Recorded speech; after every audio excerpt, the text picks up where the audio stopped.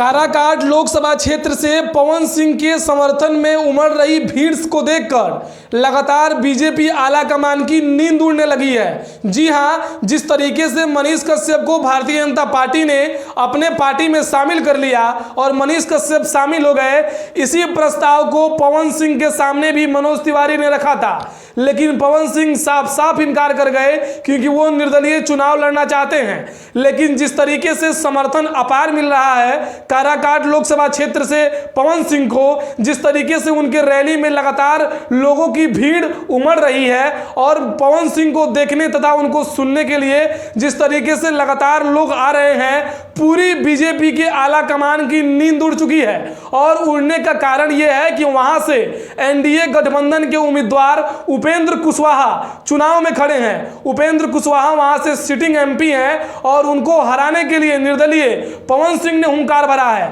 और पवन सिंह के लोगों का समर्थन भी मिल रहा है। कहीं ना कहीं से यही कारण है कि पूरी एनडीए में यह खलबली मची हुई है कि एक तो पूर्णिया की सीट पप्पू यादव ले जाते हुए नजर आ रहे हैं, दूसरी ओर पवन सिंह जो निर्दलीय प्रत्याशी हैं, किसी पार्टी विशेष से नहीं है, वो सीधे तरीके से काराकाट में उपेंद्र कुशवाहा को सीधे तरीके से पलटन देने को तैयार है और उनको कड़ी टक्कर दे रहे हैं। इतना ही नहीं, पवन सिंह जब रैली के बीच में लोगों के बीच जाते हैं रैली कवर करने अथवा रैली को संबोधित करने के लिए, तब पवन सिंह कहते हैं कि ये काराकाट का बेटा काराकाट में रहेगा और यहीं पे अपना घर बनाएगा और हम यहीं पे रहेंगे, आप लोगों की सेवा करेंगे। हम वो सांसद नहीं बनेंगे जो सांसद अपने लोकसभा क्षेत्र में ना रहता हो, जो दूसरी जगह रहता हो। इसी बीच लगातार जब से मनीष कश्यप भारतीय जनता पार्टी में गए हैं, तभी कहीं ना कहीं से पवन सिंह भी निर्दलीय प्रत्याशी हैं, इसलिए उनको भी बीजेपी में शामिल करने के लिए मनोज तिवारी से, क्योंकि दोनों